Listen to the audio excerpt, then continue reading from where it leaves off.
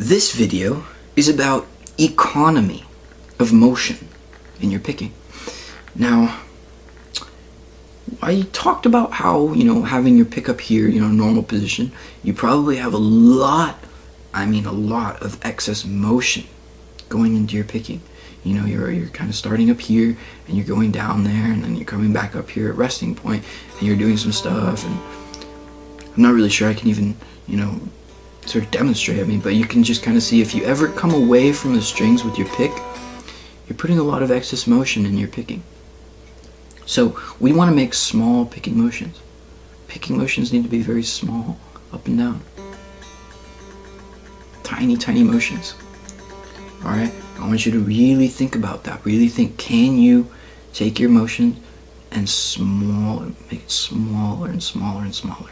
Try to get it down to where you don't really have to move at all. And that's how I'm really able to control, where my pick is here. It's starting in the middle of these two strings, in the middle of those two strings. That's pretty much as small as I could get it to be. Before, it was sort of hitting, going all the way from touching this string to touching that string, sort of in that big box. But notice how, it's a big picking motion, so I tried to make it even smaller by making it so I stopped my pick sort of halfway in between those two strings and stuff. Okay, and that you just have to practice this. This is a mechanical motion that you just need to practice and get it down in order to make the motions as small as possible. All right, even when you're skipping strings, especially too, you want to make sure that you're barely clearing that string that you're skipping. You don't want to, do a huge arc. And when you're strumming, keep it down here. Don't go crazy. And, just keep it small motions, but powerful motions. Okay.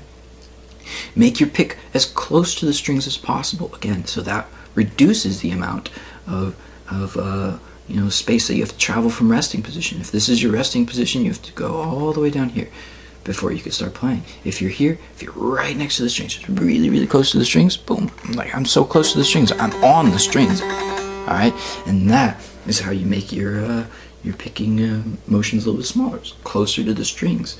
Okay, now economy picking, I want you to also think about, what is really the best way to pick from, going from this string to that string. I want you to really think about these things, okay?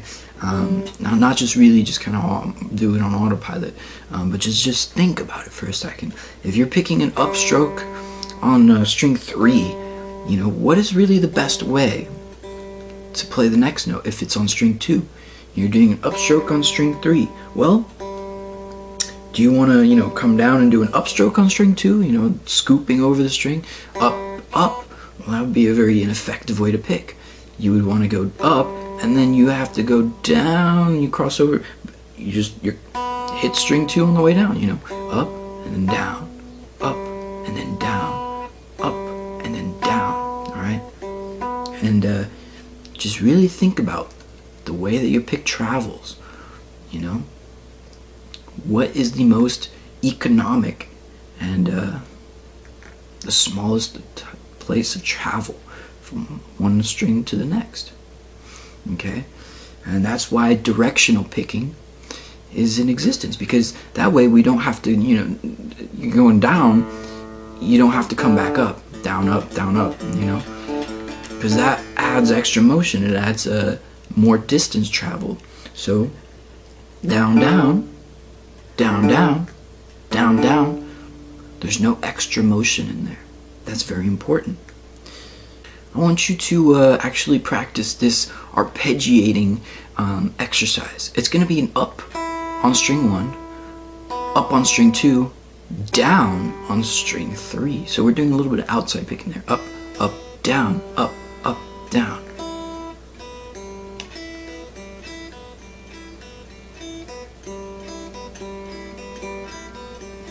It's all separate motions.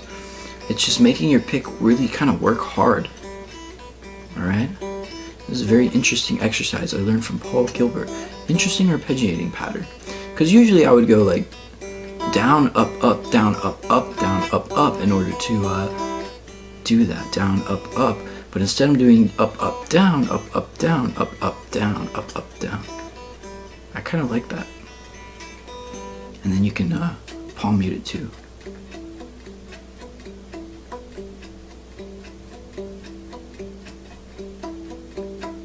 Pretty cool. Excess tension is a big thing.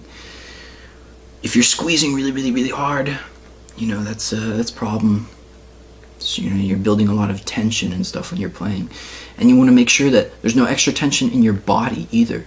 You know, you want to just try to relax everything that you can. Just really try to relax. And then, you know, stay relaxed the entire time. And just try to practice relaxing. Okay?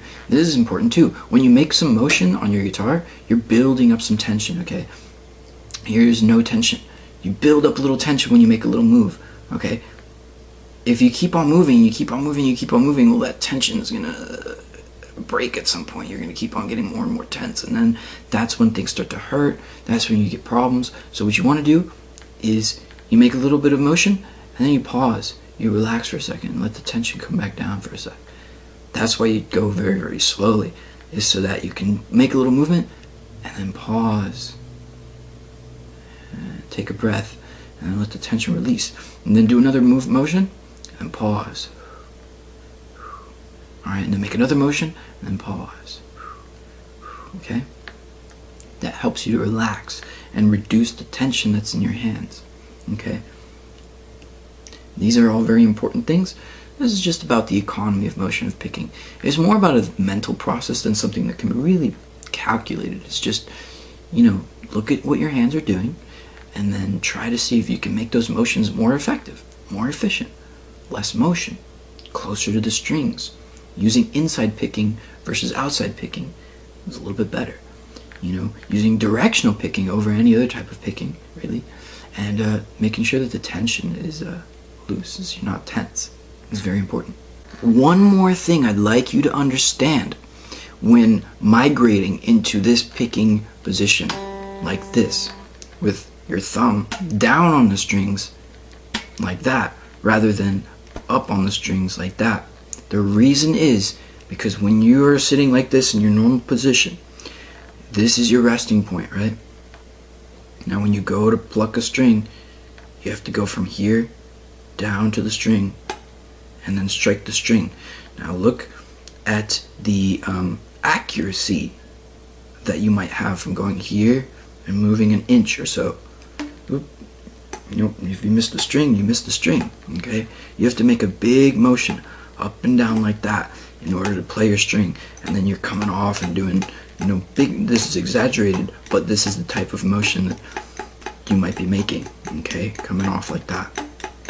Those kinds of things, and that is a very big problem. It's going to affect your accuracy, it's going to affect your consistency, and it's a lot of motion, extra motion that really does not need to be there, okay? So when we take our pick and we stick it right in there, very, very close in there, and you can see exactly what I'm doing here, alright?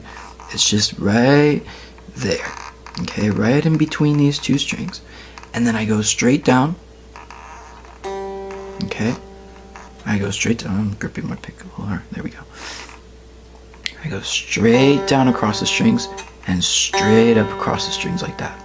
Straight down, straight up, straight down, up, down, up. There's no, it kind of stops in the middle of the string and in the middle of those two strings. See that?